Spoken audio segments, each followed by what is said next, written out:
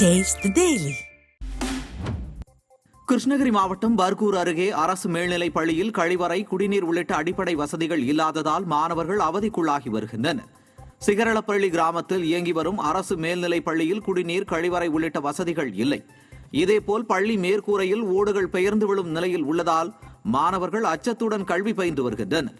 விடியாதிமுக அரசு பள்ளிக்கு அடிப்படை வசதிகளை செய்து தர வேண்டும் என பொதுமக்கள் கோரிக்கை விடுத்துள்ளனர். திருப்பூர் மாவட்டம் உடுமலை ரயில்வே சுரங்கப்பாதையில் தேங்கி நிற்கும் கழிவு நீரால் வாகன ஓட்டிகள் தினந்தோறும் அவதிக்குள்ளாகி வருகின்றனர். உடுமலை ராமசாமி நகர், பழனியாண்ட நகர் உள்ளிட்ட தெற்கு பகுதி குடியிருப்புகளுக்கு செல்ல பிரதான வழித்தடமாக பெரியார் நகர் ரயில்வே சுரங்கப்பாதை உள்ளது. திட்ட வடிவமைப்பு குளறுபடி காரணமாக இந்த சுரங்கப்பாதையில் ஆண்டு முழுவதும் கழிவுநீர் தேங்கி வருகிறது. கழிவுநீர் தேங்காமல் இருக்க நடவடிக்கை எடுக்க வேண்டும் என பல முறை கோரிக்கை விடுத்தும் விடிய அரசின் நகராட்சி நிர்வாகம் நடவடிக்கை எடுக்கவில்லை என வாகன ஓட்டிகள் வேதனை தெரிவித்துள்ளனர். விழுப்புரம் மாவட்டம் திண்டிவனம் மற்றும் அதன் சுற்றுவட்டாரங்களில் இடியுடன் கூடிய கனமழை பெய்ததால் மக்கள் அவதியடைந்தனர். திண்டிவனம் மரக்காணம் சாலையில் சரியான முறையில் வடிகால் வசதி செய்யாமல் பாலம் அமைக்கும் பணி நடைபெற்று வருவதால் குடியிருப்பு பகுதிகளில் மழைநீர் சூழ்ந்துள்ளது. இதனால் பொதுமக்கள் கடும் அவதிக்குள்ளாகியுள்ளனர். அதேபோல திண்டிவனத்தில் இருந்து கர்ணாவூருக்கு செல்லும் தரைப்பாலம் மூழ்கியதால் மாற்றுப்பாதையை பயன்படுத்துமாறு அதிகாரிகள் அறிவுறுத்தியுள்ளனர். திருவண்ணாமலை மாவட்டம் கீழ்புன்னாத்தூர் அடுத்த எரும்பூண்டி கிராமத்தில் வசிக்கும் கூலி தொழிலாளியான ஆறுமுகம், சுசீலா தம்பதியரின் 7 வயது மகன் வினோத்குமார் பள்ளி விடுமுறை நாள் என்பதால் கிராமத்தின் அருகே உள்ள குளத்தில் நண்பர்களுடன் குளிக்க சென்றுள்ளார். அப்போது நீச்சல் தெரியாத பள்ளி மாணவன் நீரில் மூழ்கி உயிரிழந்தது அப்பகுதியில் சோகத்தை ஏற்படுத்தியுள்ளது. கடலூர் மாவட்டம் வீராணம் ஏரியின் நீர்மட்டம் அதன் முழு கொள்ளளவான 47.50 அடியை எட்டியது. இந்நிலையில் ஏரிக்கு நீர்வரத்து 174 கன அடியாக உள்ள நிலையில் ஏரியை சுற்றியுள்ள நீர்பிடிப்பு பகுதிகளில் கனமழை பெய்து வருகிறது.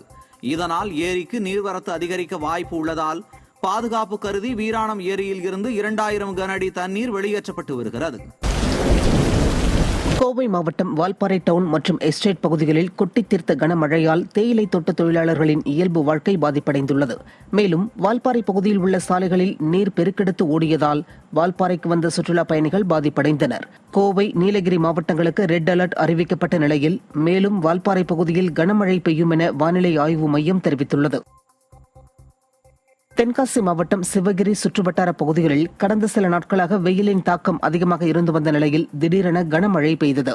சிவகிரி, விஸ்வநாதபேரி, ராயகிரி, ராமநாதபுரம், தேவிப்பட்டினம் உள்ளிட்ட பகுதிகளில் பரவலாக கனமழை பெய்ததால் சாலையில் தண்ணீர் பெருக்கெடுத்து ஓடியது.